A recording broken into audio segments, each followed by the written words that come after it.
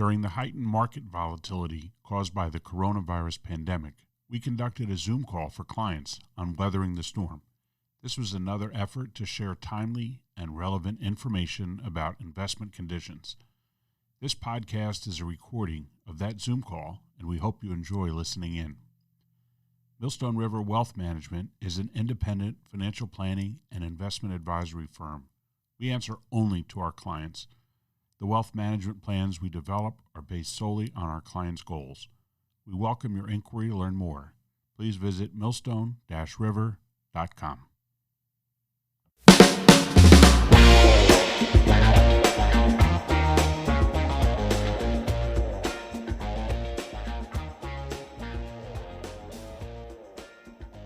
All right, good morning, everyone, and thank you for joining us. This is something new for us at Millstone River, and we're hoping that you find the time together valuable. I think we'll be together for about 25 to 30 minutes, depending upon questions we might receive. The idea about what we're doing today is we're bringing a good speaker in to talk a little bit about what's going on in the investment markets, heightened volatility, and some thoughts about how to best sort of weather the storm from a financial standpoint.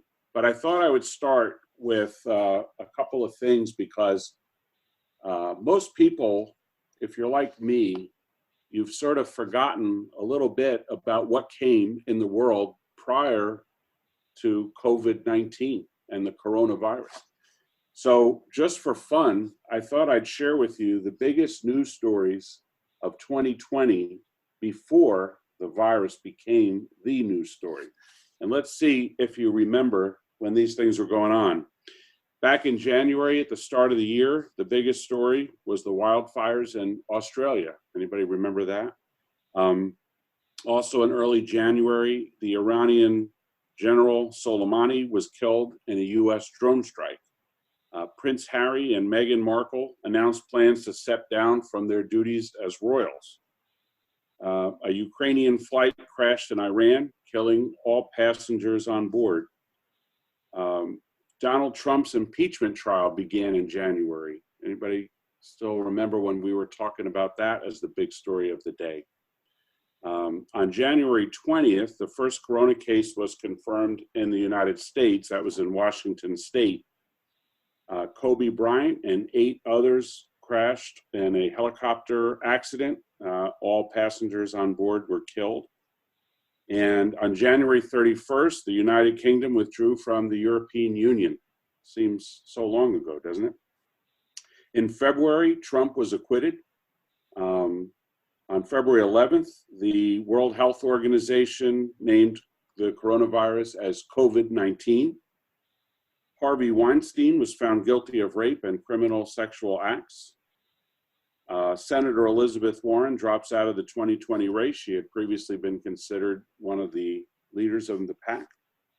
In March, on March 10th, Italy was the first country to implement a national lockdown, which they've since lifted. On March 11th, the next day, the WHO declared COVID-19 a pandemic. On the 13th, 2 days later, Donald Trump declares a national emergency. And on the 16th, the Dow Jones Industrial Average dropped by 2,997 points, which was the worst point drop since the crash of 1987. In early April, Bernie Sanders dropped out of the presidential race. And who would have thought that 2020 would be the year when toilet paper would be a more worthy commodity than crude oil? Or that our kids would actually be begging to go back to school. I am pleased on behalf of the team that I work with at Millstone River Wealth Management to bring to you today Kezia Samuel, who has over 19 years of experience in communications of investment strategies. She's currently with AssetMark, a company that we work with very closely with many of our client accounts. And she has previously worked for companies including Global Financial Partners, Jackson National, and JP Morgan. She holds a BS in chemistry and computer science from Fordham University and holds the Chartered Alternatives Investment Analyst designation and is a Chartered Financial Analyst Level 2 candidate. It's a pleasure to have her with us today, and I hope everyone learns a whole lot over the next several minutes. Without further ado, let me turn over my microphone to Kezia. Thank you for being with us this morning. Thank you, Matt. It was quite revealing to think about all the events that have taken place in 2020, which have been completely overshadowed by the events over the last 8 weeks.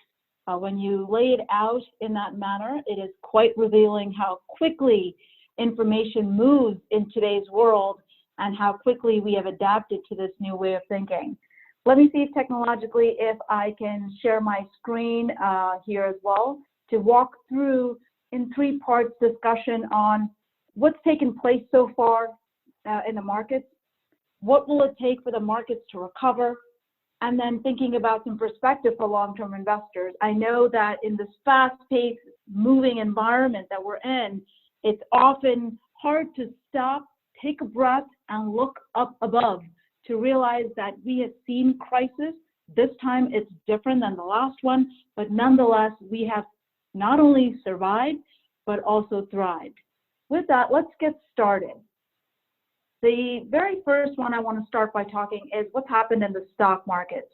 And what you see on the screen here is the index return for the S&P 500, the most commonly referred to stock market index in the United States, starts from January of 2000, and it's plotted all the way through the end of April 2020. During the month of March, the S&P 500 entered one of the fastest bear market territory. By the way, the definition of a bear market is when the market drops 20% or more. During the month of March, in the area highlighted on the far right-hand side, you'll see it looks like a wall, a sharp wall down. During the month of March, the stock markets fell 20%, didn't stop there, continued to fall. The worst that we saw was a drop of 35% roughly, and that happened in less than a month. Just for some perspective here, the last time the markets dropped 35% was back during the Great Financial Crisis in 2008, but it took the markets 1 full year to drop 35%, that which we did in less than a month during the month of March. So the speed of the decline was nothing short of breathtaking. Thereafter, you'll take a look, and that little spike up is the rally that we saw through the month of April. In fact, the markets recovered nearly 60% of the losses that we saw during the height of the fall. So April was a strong rally. But what is not seen on this page, and it's important because often as individuals, we read the headline of the news and we stop. Let's x-ray this picture to understand where this rally has come from and why it seems so disconnected from the economy today. If you look at the rally today, they have come from a narrow group of stocks.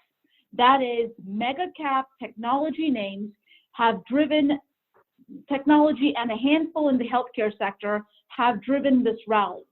The S&P 500 is what we call the market cap weighted index, meaning the bigger the stock is, the bigger the chunk it gets in the index. So as these handful of stocks have rallied, they have become bigger and bigger components of this index. This trend has not just happened over the last month, but has continued to happen over the last 11 years. Let me give you what I mean by that.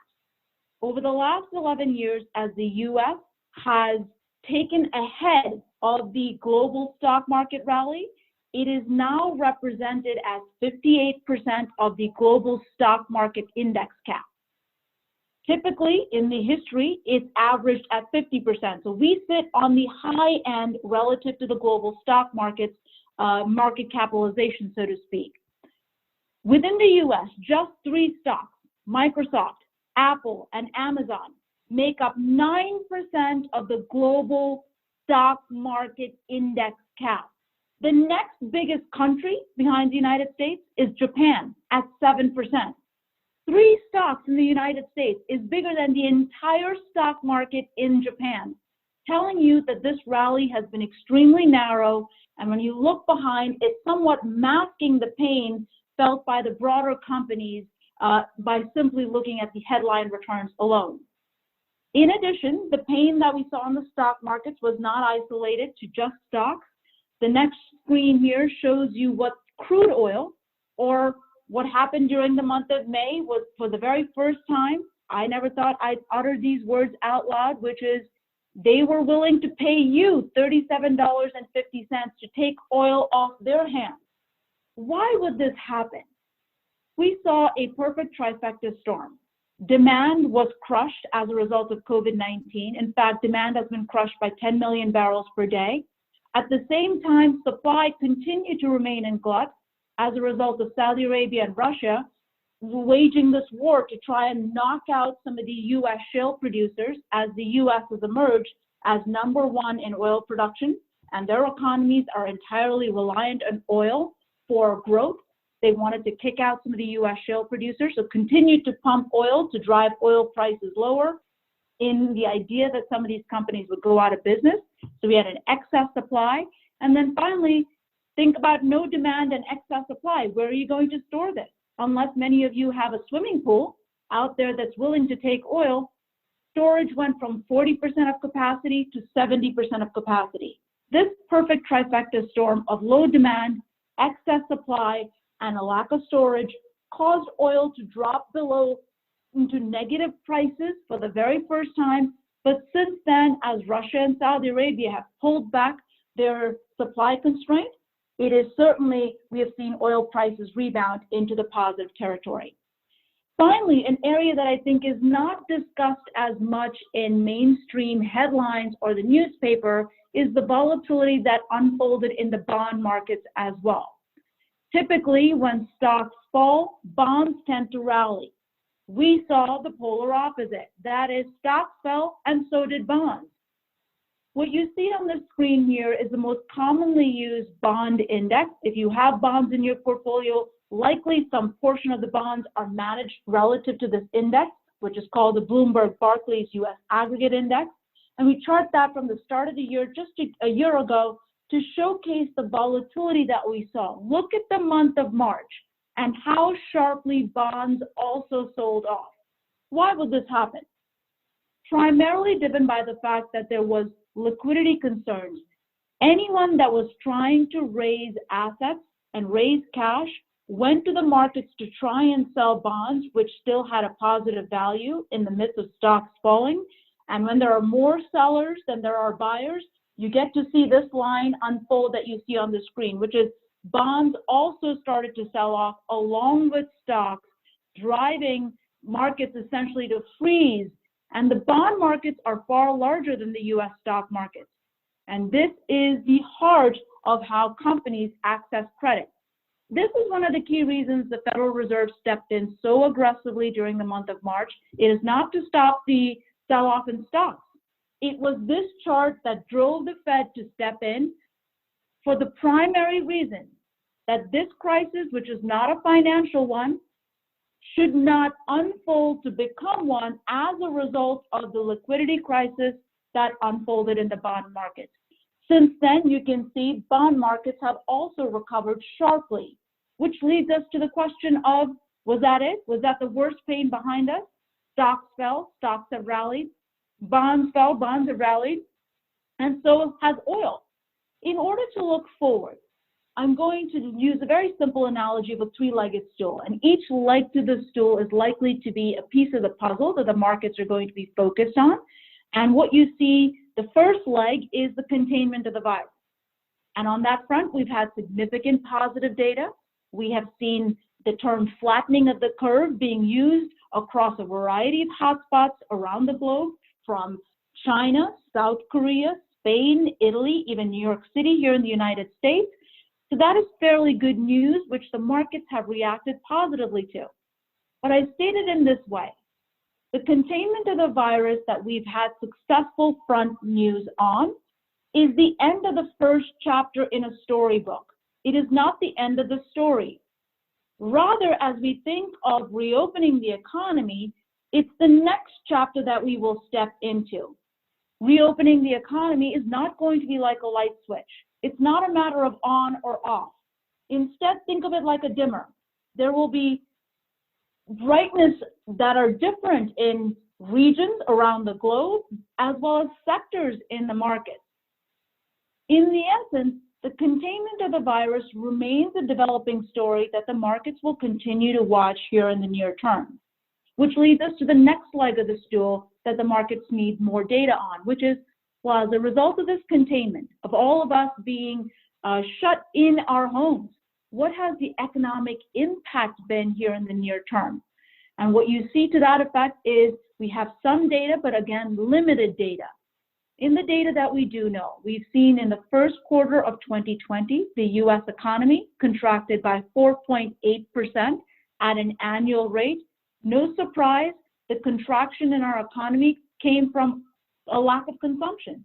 Many of us are sitting at home, not spending money the way we typically would, and that certainly has shown in the numbers itself.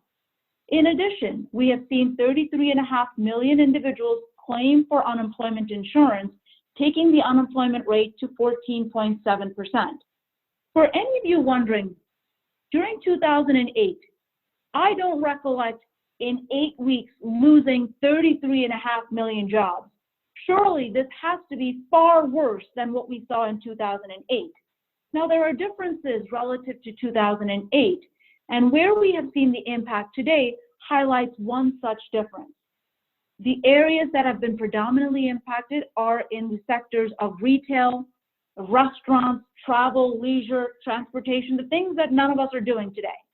And these sectors combined together make up 20% of the US labor force, or roughly 35 million individuals work in these sectors. But these sectors combined together contribute 12% to our economic output. In comparison, in 2008, the two sectors at the heart of the crisis back then, financials and construction, those two sectors, while they have fewer workers, do contribute 25% to our economic output. Why the big disparity? The big disparity is because the majority of the workers in the sectors impacted today are on part-time basis and also on the lower end of the wage scale.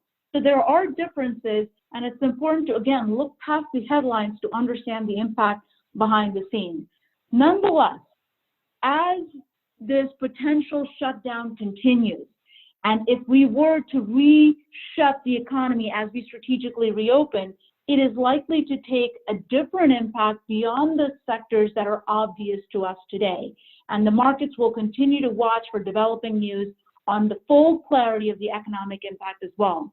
And then finally, the third leg to the stool has been one that the markets have absolutely welcomed and driving the rally here in the near term. And in one word, that is stimulus. Stimulus has come to us in two ways. It has been big, enormous. I'm not sure what other words to describe the amount of stimulus we have seen. We have seen monetary stimulus, which is what the Fed has done, taken interest rates to zero. In addition, spent $1.5 trillion to date purchasing assets. In comparison, for the same time frame in 2008, they had spent $200 billion. You can see the Fed has stepped in a massive way. I don't know how else to describe this. Plus the CARES Act, which is the fiscal stimulus, which talks about getting money into the hands of individuals, is roughly $3 trillion, plus another $3 trillion being passed in the House, unlikely to be spent in the same amount.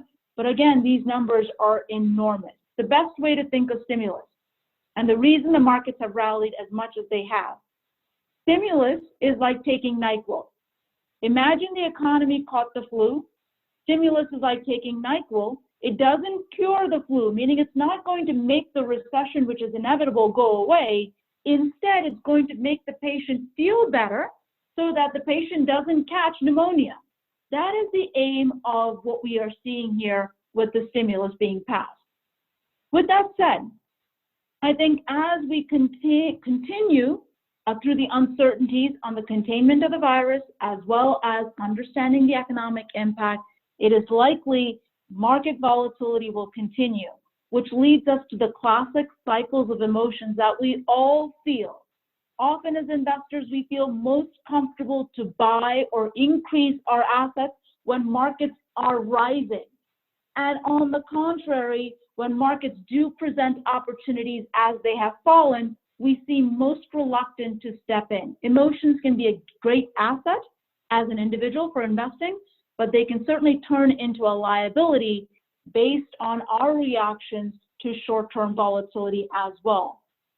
In fact, this leads us to the big point.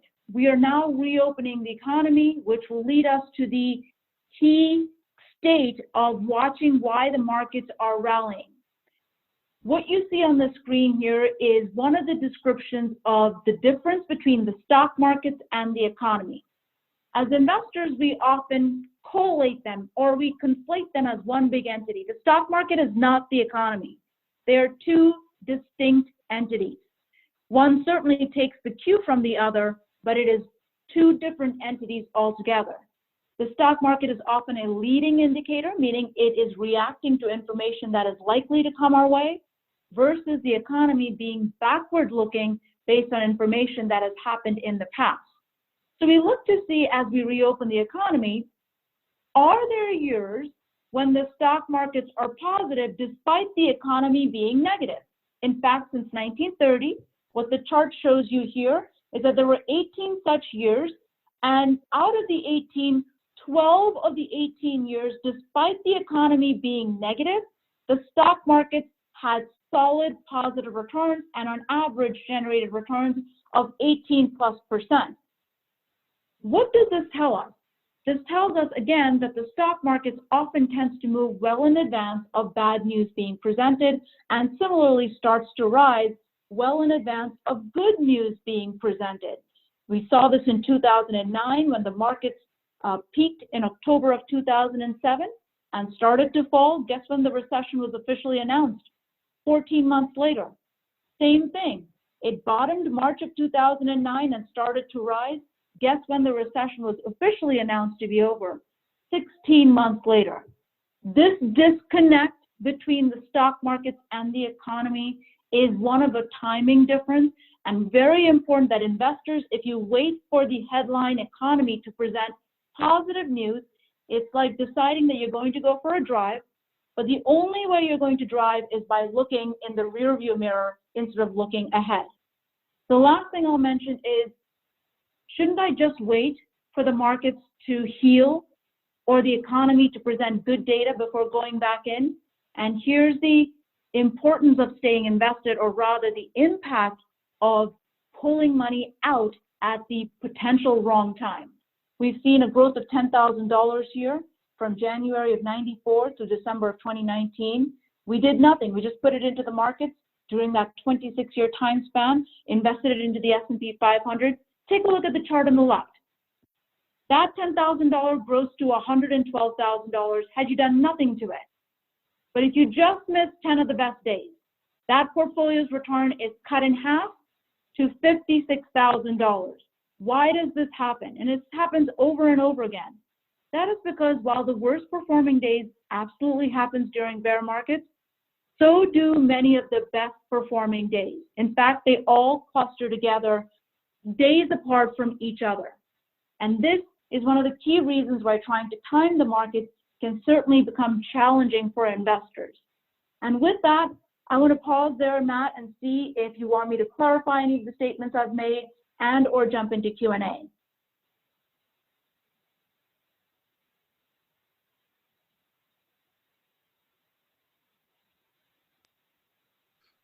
Kezia, I don't have any questions in the group chat, but I would encourage anybody who has a question, if you'd like to ask it now, you can use the chat function at the bottom of the screen to enter a question, or unmute yourself.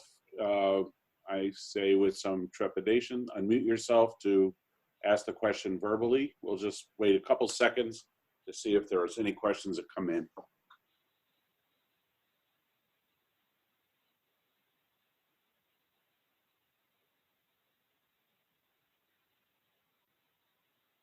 I don't see any, Kezia. I think it's safe to go forward.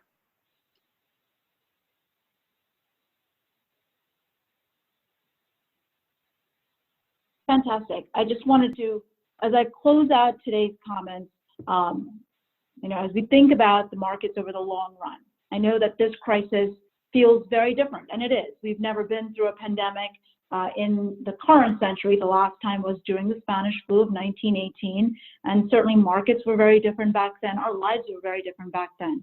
But nonetheless, as we take a look at the big picture, since 1928 through 2019 of December, that's 93 plus years of time span. We know that the bull markets on average last 6.6 years, and in that time period, we generate a cumulative total return of 340%. On the other hand, the average bear market lasts 1.3 years and generates a cumulative total loss of 38%. As investors, the pain of losses are certainly far more acute than all the gains that we do gather over the long time. But it is absolutely important that making decisions solely based on emotions during a time period like this can derail our long-term goals, so to speak. So with that, I'll end my comments, Matt, unless there are any other questions. Thank you, Kezia. I think that was good information. Hopefully everyone on the call found it helpful. Just as we wrap up here in the last couple of seconds together, I wanted to let you know, this is something new for us to be doing these Zoom sessions, and we hope that you found the presentation as helpful information. But we recognize that you may have more questions now than you did a half an hour ago. And if that's the case, we'd invite you to reach out to either Adam or myself, and we're happy to talk with you and provide answers or information that would be helpful. I would like to thank Kezia. I think that was a good presentation. I think it was chock full of good and relevant, timely information. Hopefully it provided a little bit of context to some of the things going on in the broader investment markets. Most importantly, I'd like to thank each of you for joining us and taking the time out to be together in this new world virtual way. We always welcome your feedback, and if you have feedback about anything that we talked about today or otherwise, we welcome that from you. Lastly, I would just say we hope on behalf of everybody here at Millstone River Wealth Management, we hope for each of you that you can stay safe, stay healthy, and stay positive. We hope you enjoy the rest of the day, and in advance, happy Memorial Day. Thanks again for being with us. Have a good day.